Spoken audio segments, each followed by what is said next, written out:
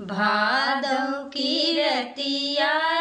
नरिया डगरिया न सूझै डगरिया न सूझै हो राम कंस पापी भइले